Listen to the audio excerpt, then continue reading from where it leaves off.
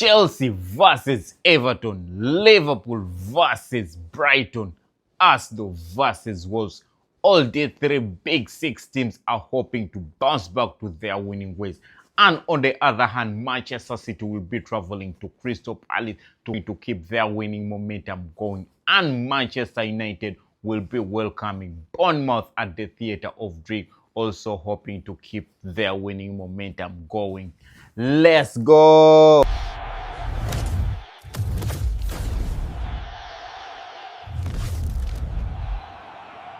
Chelsea versus Everton at the Stamford Bridge. Number 5 versus number 7. Remember, they are just separated by 1 point. Chelsea has 25 points and Everton has 24 points. Remember, Chelsea's form has been worrying of late. You understand? In their past 4 games, they have made 2 draws and they have lost 2 games. Whereas Everton, in their last 4 games, they have won 3 games and they have made 1 draw. So they are going into this game with a lot of confidence to face Chelsea at the Stamford Bridge. Some of the talking points in this game are: Maresca yesterday in an interview, he said Cole Palmer is in quotation to play the game against Everton, as he was left out for the game against Atalanta when Chelsea traveled to Italy, where they suffered a defeat in the Champions League. Another positive about the Chelsea team is that Fofana will also be back in the team to face Everton, because he was also nursing an injury of late. We go head to head in this game. This year Chelsea beat Everton. Their last meeting was in April, whereby Chelsea humbled Everton 2-0. Everton struggles a lot at the Bridge, and that's one of the advantage or confidence Chelsea can go and work with into this game. And on the other hand, we know Chelsea sold the Dribble Hall to Everton, and of late we have seen Dribble Hall has been performing really well for Everton. He has been scoring goals left, right and center. Is he going to haunt Chelsea coming this Saturday? Liverpool versus Brighton. Both teams have 23 points, but they are struggling for form at the moment. You understand? But we saw Liverpool humbling and embarrassing Inter in the Champions League. Are they going to pick up the momentum from there moving forward going into this game? One of the biggest talking points heading into this game is Mohamed Salah. Some news reports say Mohamed Salah has been included in the squad that is going to face Brighton. And remember, Mohamed Salah, when he made that interview last week after the Leeds game, when he had been dropped for 3 games consecutive, and he was unused sub against Leeds and also West Ham, he dropped a bomb back and said maybe Brighton will be his last game. But right now, when they had a meeting with Arne Slot saying that things have calmed down, and we saw he never traveled to Inter because of that interview, but he's back in the Liverpool squad. On the other hand, for Liverpool, Connor Bradley is suspended for this game against Brighton. Isak has no concern. Cody Gakpo will be also out of this game against Brighton.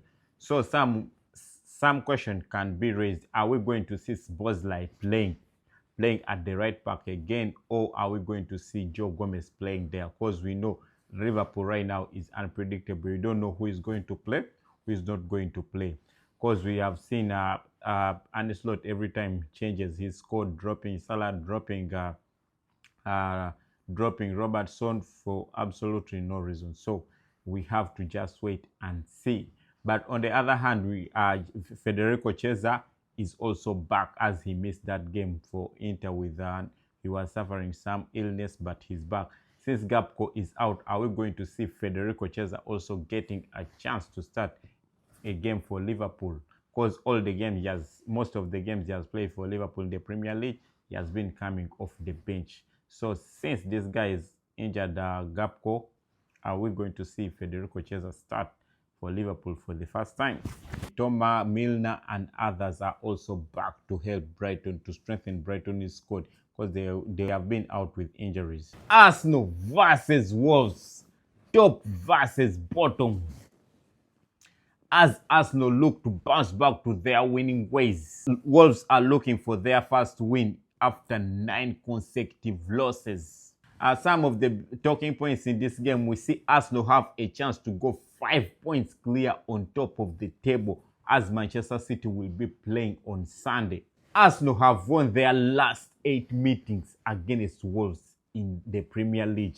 And remember, Madueke's first Premier League hat-trick came against Wolves when he was still playing for Chelsea. He scored 2 impressive goals against Club Brugge in the Champions League on Wednesday. Is he going to still come with that hunger against Wolves? Most Arsenal fans have started to throw Victor Gyökeres under the bus. You understand? Saying that he's not good enough. Because when Jesus came on against Club Brugge, he had like 3 shots on target in 20 minutes, and every Arsenal fan was like, Jesus performed way more better than Victor Gyökeres in 20 minutes. Let us remember that Jesus has been in Arsenal for 5 years. What has he won for Arsenal? You understand? Nothing. Victor Gyökeres and Jesus, they are 2 players who have different style of play. Remember also, Jesus came out in an interview and he said his weakness, he can't score. He has a problem with scoring. So a person who came out clearly and told you he can't score, also he struggles to score, you're comparing him with a goal machine. You understand? Victor Gyökeres, he has had a slow start at Arsenal, which is not his problem. Maybe the system, maybe he's still adapting. He never had a preseason. You understand? But also in the other news for Arsenal, right now Arsenal have only 3 senior defenders going into the Wolves game. Ben White, Hincapié plus Lewis Kelly. Remember, we saw Nogard playing as a centre back against Club Brugge. Is he going to play again in that position against Wolves?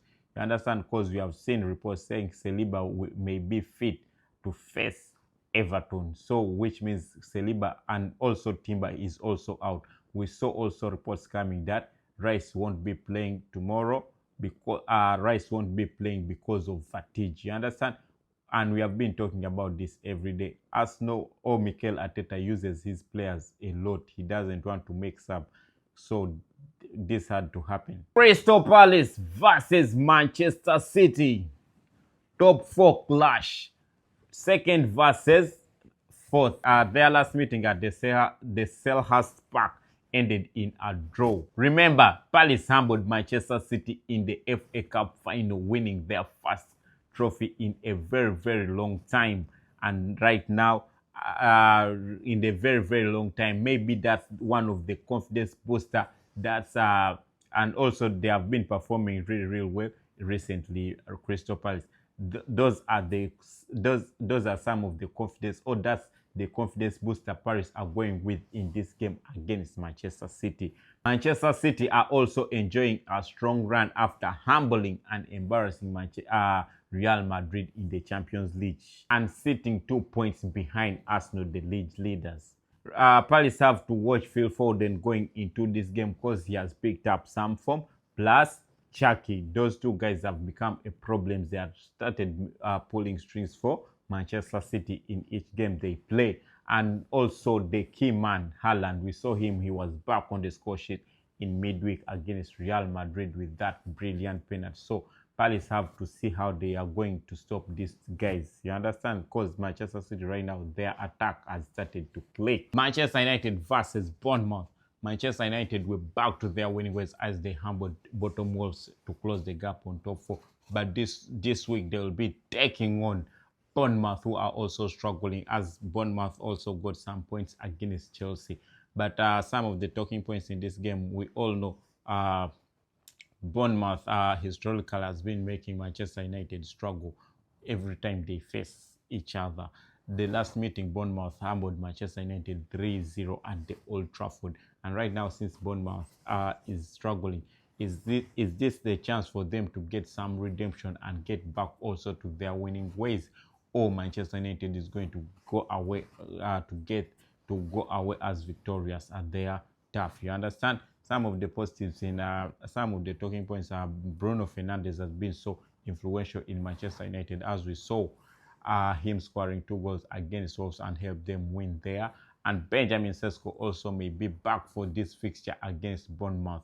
And the sad news for Manchester United is Manchester United still waiting for the clearance of Bryan Mbeumo, Ahmad and Mazraoui, who have to go to AFCON to join their countries. So Ruben Amorim said they are still waiting and see if their countries will give them the clearance for them to play against Bournemouth.